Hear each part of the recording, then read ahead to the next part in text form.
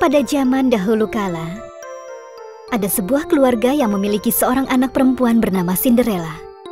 Mereka adalah satu keluarga yang bahagia. Namun, ketika ibu mereka yang baik hati meninggal secara tiba-tiba, kebahagiaan mereka pun berakhir. Tak lama lagi ayah Cinderella menikahi wanita lain. Wanita itu memiliki dua anak perempuan yang manja dan jahat. Mereka sama jahatnya seperti ibu mereka. Mereka semua datang untuk tinggal di rumah itu. Sekarang Cinderella punya dua saudara tiri dan ibu tiri. Semua orang menyukai Cinderella yang sangat baik hati dan cantik. Dia memiliki rambut pirang yang panjang, mata berwarna biru seperti laut, dan kaki serta tangan yang halus. Teman satu-satunya adalah seekor kucing Tabby. Saat dia sudah menyelesaikan tugasnya, dia akan memangku kucing itu, duduk di dekat perapian dan menceritakan kesedihannya. Dia selalu mengatakan betapa dia sangat merindukan ibunya. Itulah sebabnya Cinderella diberikan julukan Cindercat.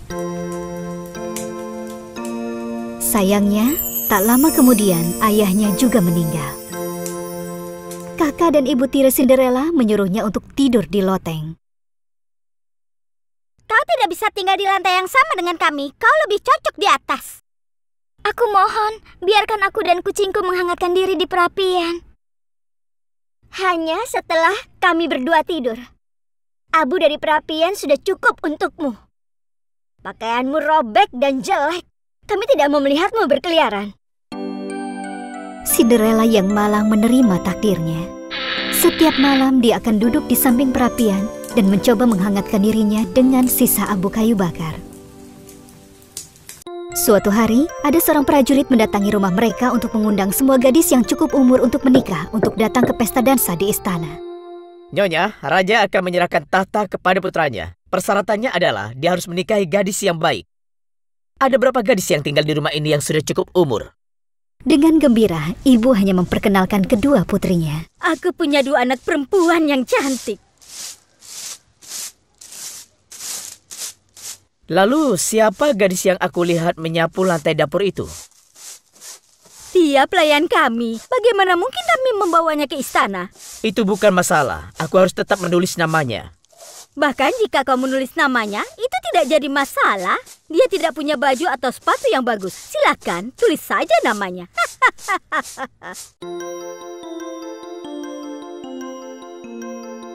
Cinderella memohon kepada ibu tirinya.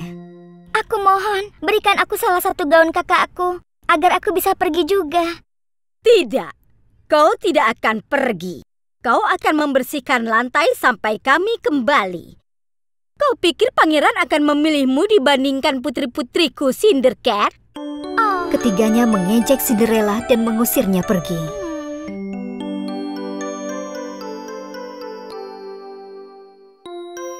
Akhirnya, pesta dansa pun tiba. Semuanya berdandan dengan cantik. Mereka pergi ke pesta dansa dan meninggalkan Cinderella. Cinderella menangis sedih. Tepat di saat itu, seorang peri yang bersinar muncul di hadapan Cinderella. Jangan khawatir, aku akan membawamu ke pesta dansa itu. Siapa kau? Aku adalah peri yang membantu gadis baik hati. Ibumu mengirimku kemari untuk membantumu. Dia mengawasimu dari surga. Ayo kita mulai. Carikan aku buah labu yang besar dan 6 ekor tikus. Cinderella melakukan apa yang peri itu minta kepadanya. Dia membawakan labu dan tikus dari kamarnya yang sudah menjadi temannya datang untuk membantunya.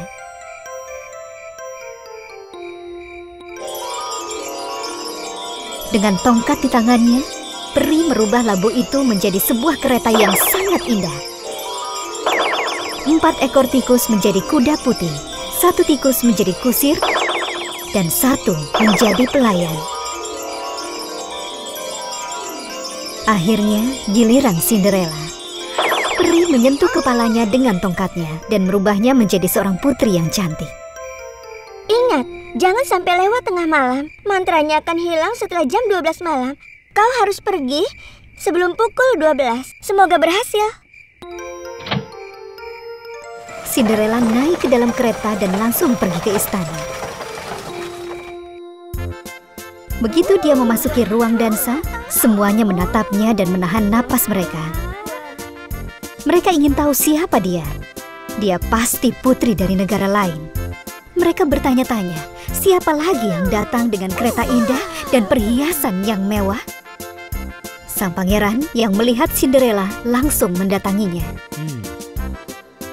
Nona, maukah kau berdansa denganku? Dengan senang hati, Yang Mulia. Itu adalah cinta pada pandangan pertama. Pangeran berdansa dengan Cinderella sepanjang malam. Raja dan ratu sudah sangat menyukai Cinderella. Gadis itu cocok untuk kita dan istana. Dia cantik dan seperti seorang putri. Kita sudah menemukan calon yang tepat. Semua gadis di ruangan itu, termasuk ibu dan kakak tiri, merasa kesal dan sangat iri. Kau dari mana?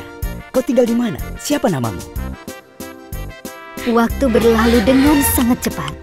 Cinderella yang melihat kalau sekarang sudah hampir jam 12 malam, lari keluar istana meninggalkan pangeran yang tampak kaget. Saat dia menuruni tangga istana dengan tergesa-gesa, dia kehilangan salah satu sepatu kacanya. Tapi karena dia terburu-buru, dia meninggalkannya. Dia naik kereta dan pulang. Tepat di tengah malam, semuanya kembali seperti semula. Pangeran yang mengejar Cinderella sangat terkejut. Dia tidak bisa mengejarnya, tapi dia menemukan sepatu kacanya di tangga.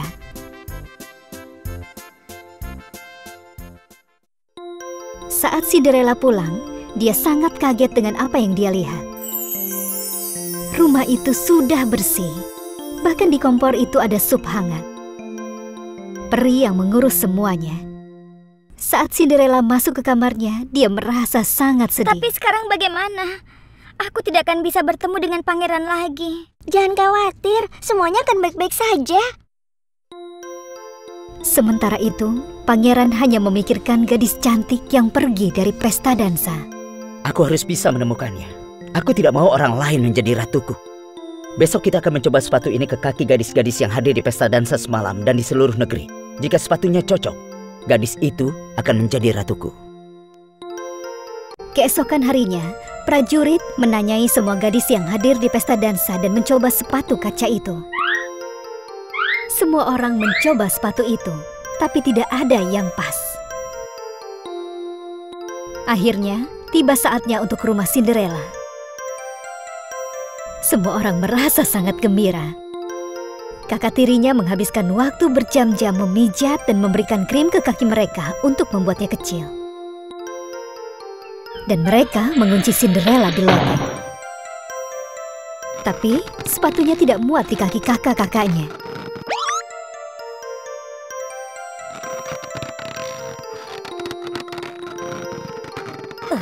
Ayolah.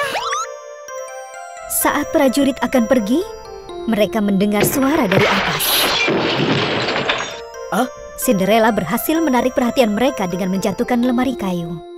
Suara apa itu? Siapa itu di atas? Kucing. Tidak ada siapa-siapa. Kucing tidak bisa membuat suara seperti itu. Jangan bohong. Ayo, naik ke atas dan cepat lihat. Ayo cepat. Hah? Mereka menemukan Cinderella dikunci di kamarnya dan memintanya untuk mencoba sepatu kaca itu. Oh. Sepatu itu pas sekali di kakinya.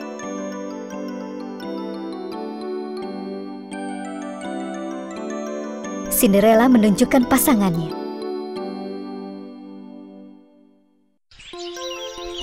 Prajurit itu tahu kalau mereka sudah menemukan sang putri dan langsung kembali ke istana untuk menyampaikan berita ini. Pangeran sangat bahagia saat tiba di rumah Cinderella dan langsung bisa mengenalinya. Maukah kau menikah denganku dan menjadi putriku? Menerima jawaban iya, dia membawa Cinderella ke istana. Cinderella menceritakan semua yang terjadi padanya. Sudah baik-baik saja. Mereka menikah dengan pesta pernikahan yang berlangsung selama 40 hari 40 malam. Hal pertama yang Cinderella lakukan adalah membawa kucingnya ke istana. Mereka hidup bahagia untuk selamanya. Dan peri yang baik hati selalu mengawasi mereka setiap saat. Pada zaman dahulu kala, di sebuah kerajaan yang jauh, hidup seorang ratu yang cantik dan raja yang tampan. Sang ratu tidak hanya cantik, tapi dia juga baik hati dan dermawan.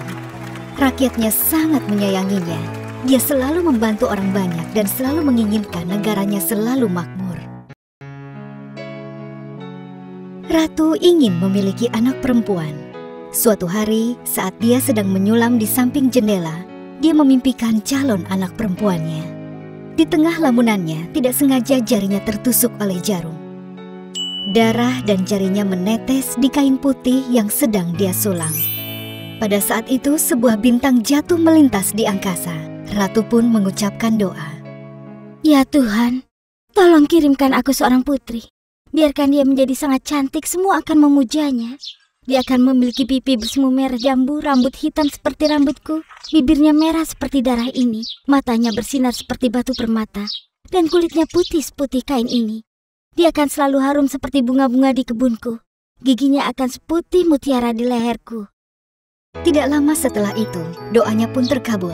Dia bagikan kabar itu pada raja dan mengumumkan mereka sedang menunggu kelahiran seorang bayi. Ratuku, apa permintaanmu untukku? Aku akan memberimu hadiah yang paling indah. Kesehatanku tidak seperti dulu. Yang aku minta darimu adalah melindungi anak kita dari semua hal buruk. Berjanjilah kepadaku. Kau akan melindunginya. Hanya itu permintaanku. Saat waktunya tiba, Ratu melahirkan seorang bayi perempuan yang sangat cantik. Persis seperti yang ia inginkan. Putrinya memiliki rambut hitam, bibir merah, mata yang bersinar, kulit seputih salju, dan harum seperti bunga.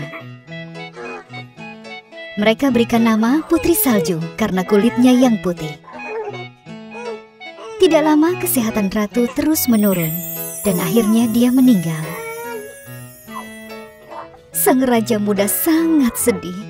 Sementara dia berduka atas istrinya, dia juga berusaha membesarkan Putri Salju sebaik mungkin. Ketika Putri Salju berumur 5 tahun, sebuah pesta besar digelar di istana.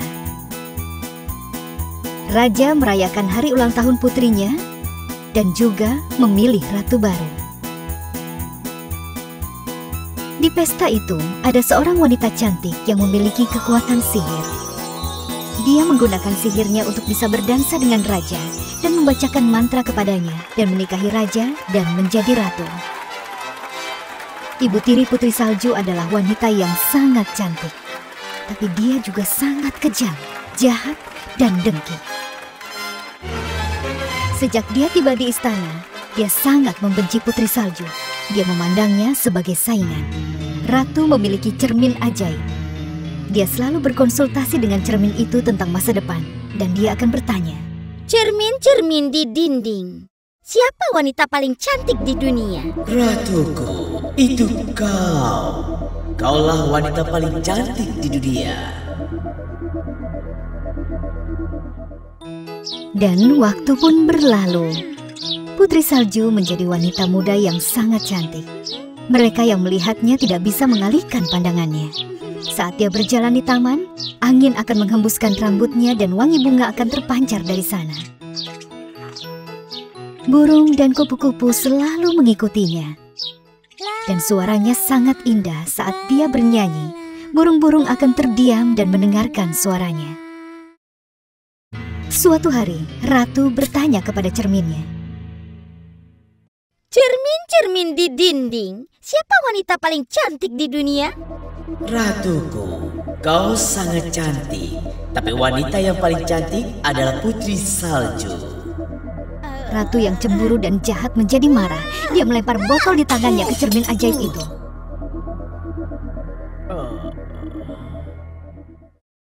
Bagaimana? Bagaimana mungkin? Tidak ada yang lebih cantik dari aku. Cepat panggil putri sekarang juga.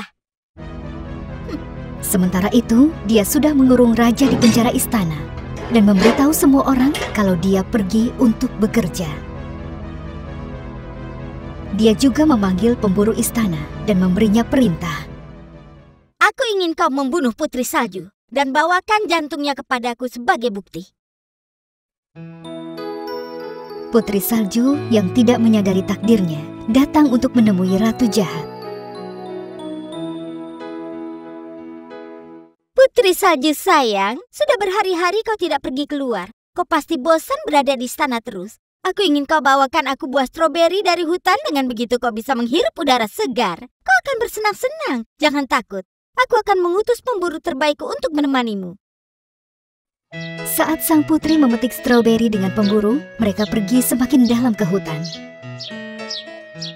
Pemburu malang itu merasa sangat sedih. Bagaimana bisa aku menyakiti seseorang yang begitu baik dan cantik? Pasti ada cara yang lain. Pemburu tidak tega untuk membunuhnya. Mereka duduk di bawah pohon dan dia memberitahu rencana jahat ratu kepadanya.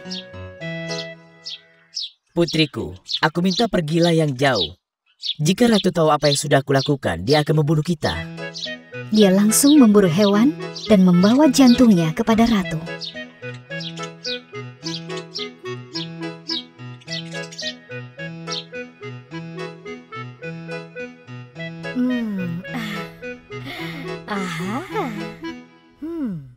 Putri menghabiskan malamnya di bawah pohon. Dia sangat ketakutan. Di pagi hari, dia melanjutkan perjalanannya. Setelah lama berjalan, dia sampai di sebuah rumah yang kecil dan masuk ke dalam. Dia memandang ke sekelilingnya dengan perasaan takjub. Tempat apa ini? Semuanya sangat kecil dan jumlahnya ada 7 buah masing-masing. 7 kursi kecil, 7 pasang garpu, dan 7 pasang sendok. Karena dia sangat lapar, dia membuat sup dari bahan-bahan yang ia temukan di dalam rumah. Dia makan dan naik ke atas dan tidur di salah satu tempat tidur kecil itu. Di malam hari, pemilik rumah pulang dari tambang. Mereka adalah 7 kurcaci. Nama-nama mereka adalah Dog, Dopey, Happy, Grumpy, Sneezy, Bashful, dan Sleepy.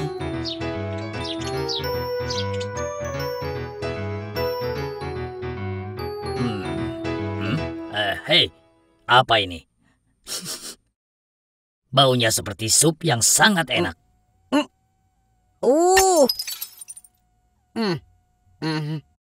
Sepertinya ada yang masuk ke dalam rumah. Sini, lihat. Ada seorang gadis yang tidur di sini. Keributan itu membangunkan Putri Salju. Dia sangat takut saat melihat mereka. Kemudian dia ceritakan apa yang terjadi padanya.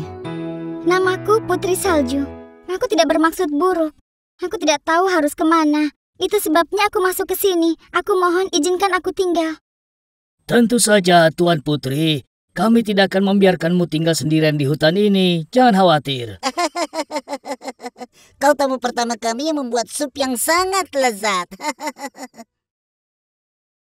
Waktu pun berlalu, hari dan minggu. Putri Salju dan 7 kurcaci bersenang-senang dan hidup dengan damai. Ratuku, kau cantik sekali. Tapi Putri Salju yang tinggal bersama 7 kurcaci adalah yang paling cantik. Bagaimana mungkin? Pemburu itu pasti sudah berbohong kepadaku. Pertama-tama aku akan menyingkirkan Putri Salju. Dan kemudian aku akan memberi pelajaran kepada pemburu itu. Dia langsung menyusun rencana jahat. Dia memberikan racun pada sebuah apel dan menyamar sebagai wanita tua untuk menipu Putri Salju.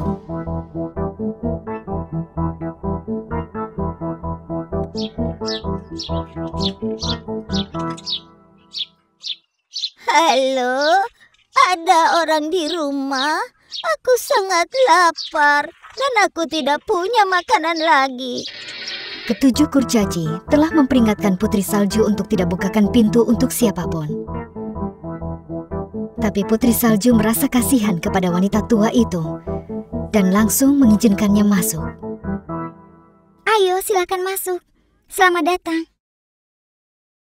Terima kasih anakku, aku sangat lelah dan lapar di hutan. Apakah kau punya makanan? Ya, tentu saja. Aku punya sup untukmu. Setelah menghabiskan supnya, Ratu Jahat yang menyamar sebagai wanita tua menawarkan apel beracun untuk Putri Salju. Sang putri menggigit apel itu dan langsung jatuh tertidur di lantai.